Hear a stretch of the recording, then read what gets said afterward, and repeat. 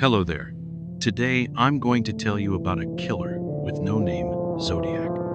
You may have heard of this case before, but today I'll take you back to one of the most terrifying murderers in American history, a ghost who lives deep inside the shadows of your mind.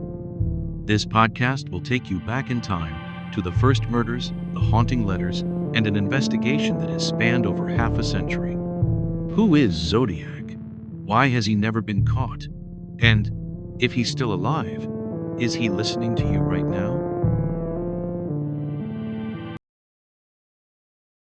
In 1969, while America was drowning in war, protests, and social revolution, a strange name crept into morning newspapers: Zodiac. It wasn't a group. It wasn't a victim. It was a killer. Zodiac didn't just kill. He wrote letters to newspapers, left coded messages challenging the police, and signed off with a circle and crosshair symbol like a twisted game. But this wasn't a game. People were dying. Blood was spilled, and fear spread across the quiet suburbs of California. No one knew who Zodiac was. He wasn't caught. He didn't vanish entirely.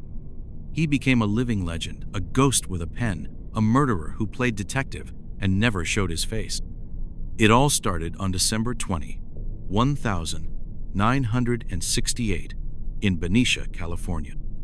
Two teenagers, David Faraday and Betty Lou Jensen, were parked on a deserted road near Lake Herman. They never made it home. Police found them shot dead in their car. No signs of robbery, no motive, no suspect. 7 months later, at Blue Rock Springs, another shooting.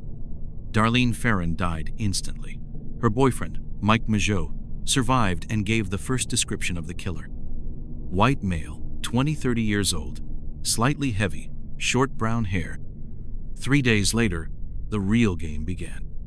A letter was sent to 3 newspapers: the San Francisco Chronicle, the Vallejo Times, Herald, and the San Francisco Examiner. The writer claimed responsibility for the murders and demanded his letter be published on the front page, along with a 408-character cipher. He wrote, "I like killing people because it's so much fun. It is more fun than killing wild game in the forest. The man who solves this cipher will know my identity." And just like that, the challenge began, and all of America was pulled into the game of a killer who craved attention.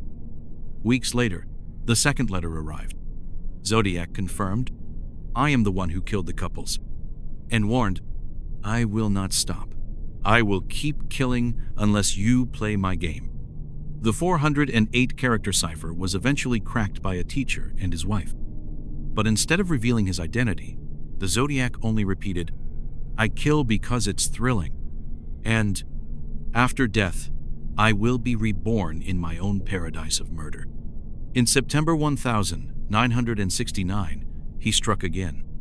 Brian Hartnell and Cecilia Shepard were picnicking at Lake Berryessa when they were attacked. This time, the killer wore a black outfit with the Zodiac symbol, tied them up, and stabbed them repeatedly. Brian survived. Cecilia did not. A month later in San Francisco, Zodiac shot and killed taxi driver Paul Stein, leaving behind the first potential DNA trace. Due to a police error, Zodiac escaped because the officers mistakenly thought the suspect was black. Soon after, another letter came, this time including a bloody piece of the victim's shirt. Proof he was still free. The letters got stranger. Threats to bomb school buses, blueprints for homemade explosives, and claims of killing over 37 people, even though only 5 murders were confirmed by police. He was never caught, and for nearly a decade, the letters kept coming. For years, the FBI and countless amateur sleuths chased the Zodiac's identity. The main suspect?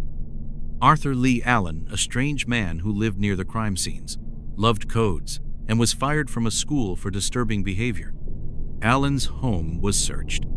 Police found a Zodiac watch, guns, and writing samples that looked similar. But the evidence was never enough. Later, theories exploded. Was Zodiac a cryptography expert? An ex-soldier? A teacher? A mathematician? Or even a team of killers? In 2020, a group of amateur codebreakers finally cracked the infamous 340-character cipher, the one that stumped the FBI for 50 years. But once again, Zodiac didn't give his name. He wrote, "I'm not afraid of the gas chamber, because I'm already prepared for my afterlife paradise." Some believe Zodiac is dead. Others believe he's still alive, and even sent letters again in 2001. The truth? We still don't know who he is. And that makes Zodiac one of the darkest legends in American crime history. Over 50 years have passed, and still, the Zodiac case has no ending. But perhaps even more chilling is how this killer turned a string of brutal crimes into a cultural icon. Hundreds of books, films, and documentaries have been made. David Fincher's 2007 film Zodiac became a classic based on real investigations by journalist Robert Graysmith, who was haunted by the case for life.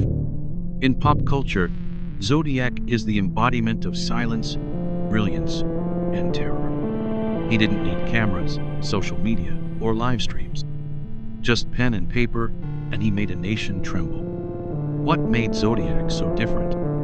He controlled the story. He chose the victims, the timing, the public narrative, and vanished into the shadows, leaving behind a name no one knows, but everyone remembers. Maybe Zodiac is dead. Or maybe he's an old man somewhere, reading the newspaper each morning, smirking when he sees his name mentioned. But one thing is certain. He won his game. Because today, as you finish listening to this podcast, the name Zodiac has come alive once again.